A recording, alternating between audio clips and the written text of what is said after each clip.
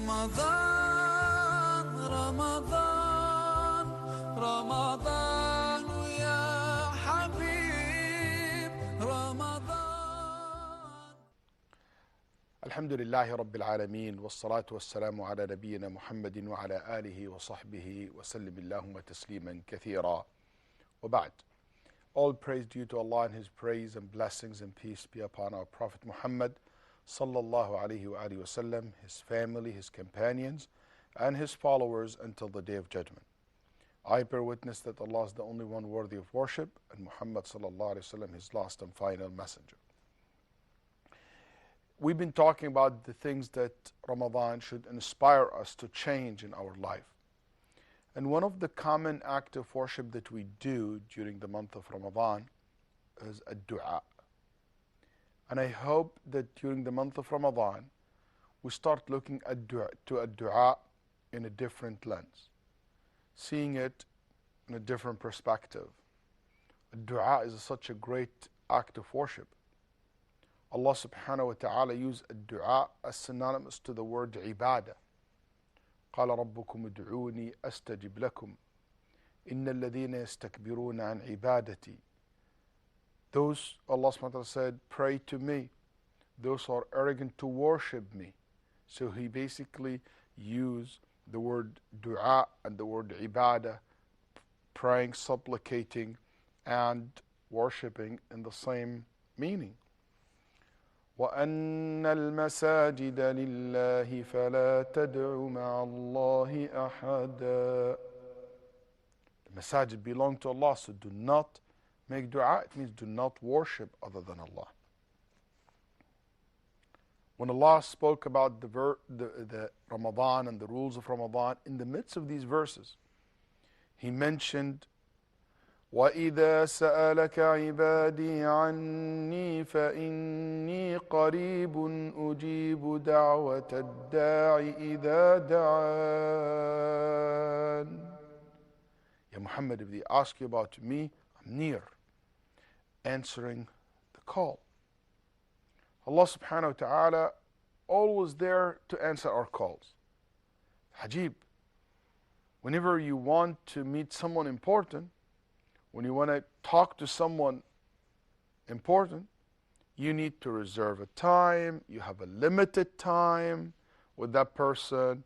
You need access to that person, and if you want to talk to that person, you have to go to them. It's interesting. Can you imagine you want to meet and to talk to someone who's so important? You name it, whoever that person is. From a sheikh or a scholar to a president, king, prince, businessman, leader, representative, elected official, you name it. Your boss. It's not as easy as you basically want it to be. But with Allah subhanahu wa ta'ala, the most powerful, the most high, La ilaha illallah, He is there for you anytime you want, 24/7. All what it takes from you to raise your hand and you say, Ya Allah, and He's there for you. And it doesn't matter how long you take. It doesn't matter if there is no appointment. It is always ready for you. It doesn't matter if you repeat your request many times. With human beings, you ask 2-3 times, khalas, I told you no. Or you get bored with you. Allah never get bored with you. No matter how long you do it, no matter how many times you repeat it, He's always willing and welcoming you. Ajib. And anytime you have an instant access to Him. Sometimes when I call, and I get this answering machine telling me, please stay and hold, your call will be answered in the order it was received. I said, can you imagine this has happened when you make dua? An angel tell you, your call will be answered in the order it was received. No. It's 24/7 access to Allah subhanahu wa ta'ala. It's amazing. And you speak your language, your own words. And you pray to Allah Azza wa Jal. So if this is the case, no doubt that this is a great ibadah. That's why Nabi sallallahu alayhi wa sallam said, "Ad-du'a huwa al-ibadah." Ad-du'a is al-ibadah in Surah Abi Dawood. And then Nabi Sallallahu Alaihi Wasallam said, Inna akrama shay'in indallah, the most honorable act of worship is a dua. And the most honorable person is the one who makes dua. What I want us to think about is when we think about a dua, what needs to be changed when it comes to dua? I have several points. Number one, when you think of a dua, think of it as an opportunity for you to have a conversation with Allah subhanahu wa ta'ala. That's what really a dua is about. You know, when Allah wants to speak to us, He revealed the Quran. But when we want to talk to Him, all what we need, we raise our hand and we make dua. Think of a dua as an opportunity to have conversation with Allah. Makes you closer to Allah Azza wa Jal. One time I was traveling and with my mother-in-law, and basically she's a woman, mashallah, and he always care for making dua and prayers. And so one of her suitcases didn't arrive. We're in Cairo. And she said, let me make dua for it first. I said, hey, you know, all the bags arrived. If it is here, it will be in the belt. If it's not in the belt, it means it's basically didn't arrive to Cairo airport. She said, well, you just wait. Now I thought I have a PhD in Aqidah, I study Shia, study Islam, and I'm a Sheikh and all this. And she's not. But she told me something really moved my heart that day. She said, Walid, this is an opportunity for me to make dua.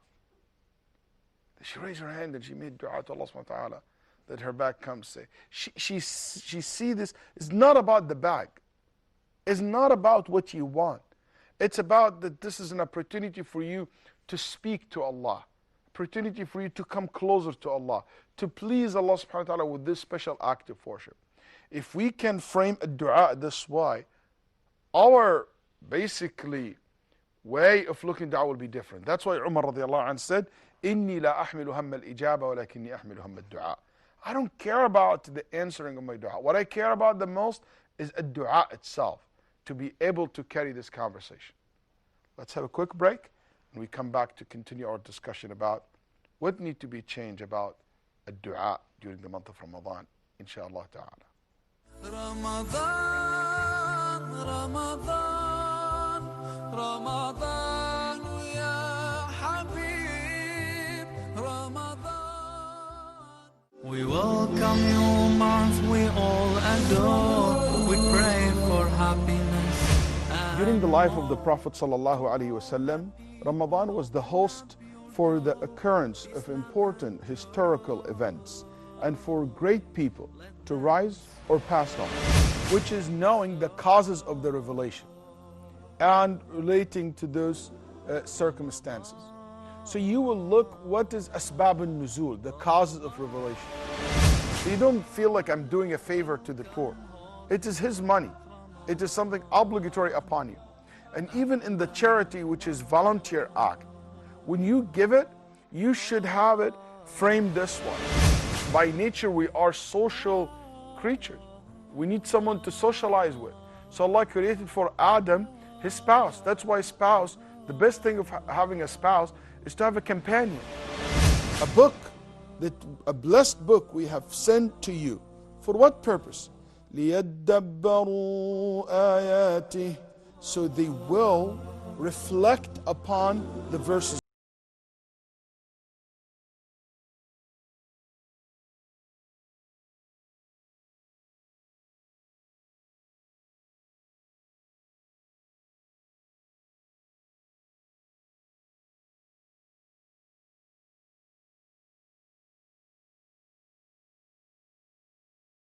Ramadan, Ramadan, Ramadan, ya Habib, Ramadan. Assalamu alaikum wa rahmatullahi wa barakatuh. Welcome back to your program, Ramadan, the month of change. We talked about earlier in the first part of this episode about a dua. And there is certain things I would love to see us changing when it comes to how we see a dua, how we deal with a dua. And I said the first point was that you see a dua as an opportunity to have this conversation with Allah subhanahu wa ta'ala. And my second point is that anytime you make dua to Allah subhanahu wa ta'ala, don't be frustrated if you don't get what you want. You know, I tell my students, I tell my community all the time, Allah answer all dua. Every dua Allah answer. But sometimes the answer is no. Yani, Nabi Sallallahu asked Allah subhanahu wa ta'ala 3 things. He gave him 2 and he said for 1 no. Ibrahim asked for his father to be guided. The answer was no. Muhammad Sallallahu asked for his uncle to be guided. The answer was no. Nuh asked for his son. The answer was no. Not every time Allah subhanahu wa ta'ala give you what you want. We need to understand that about a dua. We need to basically frame it the way that one of the scholars said. Inni ad'u Allah, I pray to Allah subhanahu wa ta'ala about something that I want. If He gives it to me, I'll be happy. But if He doesn't give it to me, I'll be much happier. They said, how come? He said, because I know that Allah subhanahu wa ta'ala chooses for me something else. And what Allah chooses for me is better than what I choose for myself. Wow, that's an interesting perspective. That's why it's been said, لا تعبدوه ليعطي ولكن اعبدوه ليرضى. Do not worship Him because you want Him to give you what you want, but you worship Him so He will be pleased with you. فإذا رضي أدهشكم بعطائه. If He's pleased with you, He will surprise you with His generosity. What I want us to do is to have the trust in Allah subhanahu wa ta'ala, that Allah always wants the best for us. One of my friends told me once that he was in Hajj and giving a talk in one of the Hajj groups. So he need to move from one Hajj group to another. So he will take like a ride with a guy, it was a motorbike, to basically transfer him from one side of Mina to the other side. And he said, I saw this young kid smoking, so I took the cigarettes from him and said, hey, you're so young. And I talked to him, he gave me the cigarettes, he said, I took the packet of cigarettes, put it in my pocket, and I said, Khalas, tawbah. He said, you're too young for that. You know, you're not even supposed to be smoking because you're too young for it. And it was quick. He gave it to me. I put it in my pocket, and I moved quickly to the other group. So I talking to them about Al-Quran and how important that you read the Quran and you focus on the Quran. And he said, like, one of my habits that I always carry a Quran with me, like Qur'an in the size of my pockets. You know, and he said, I reached to my pocket, I pulled the Quran, but instead I pull up the cigarettes back in front of everybody. And I looked at it, I looked at the people. For a second, I said to myself, Ya Allah, why? You know that I took that packet to save these kids, and I'm here to please. For a second, kind of asked myself, why? But I said to them, hey, wallahi, this is not mine. It was very embarrassing. He said, that's not my cigarette. He said, that's what happened, exactly. I told him the story. Then the talk became about cigarettes. And I talk about how bad this habit is and blah, blah, blah. So one guy stood up and said, Sheikh, Jazakallah khair, you know what? I've been smoking for 20 years or so. I'm going to quit today. This is the last day of my, me as a smoker. Another guy stood up, went to his suitcase, pull out like packets of cigarettes, and he basically stepped on them in front of everybody. He said, Sheikh, wallahi, I will quit smoking, because he gave a good advice about smoking. 3-4 people quitted smoking that time. For a second he thought, why the embarrassment? But Allah has some other plan for him. Allah made him the reason for 3 people that night to quit smoking. Trust Allah subhanahu wa ta'ala. We need to build that trust, that not everything that when we see that Allah doesn't give it to us, we just start having these doubts about Allah subhanahu wa ta'ala. You have doubt that He has more knowledge than anyone, more wisdom than anyone. Allah is so patient. Allah makes things according to His timeline, not according to our timeline. So many times Allah subhanahu wa ta'ala hold back so many things that we ask Him for, because He knows that is not the best for us. And if you have it right now, you will not benefit from it. He want to keep it to be giving to you in the time when it will benefit you the most. Or if it's not good for you at all, He will take it away from you. He wants the best for you. He knows you better than yourself. He knows you better than your parents. He knows what is the best for you and good for you. So trust Allah subhanahu wa ta'ala. Be to Allah subhanahu wa ta'ala as He wants you to be, and He will be for you better than what you want from Him, or more than what you want from Him. Allah subhanahu wa ta'ala can do whatever He wants.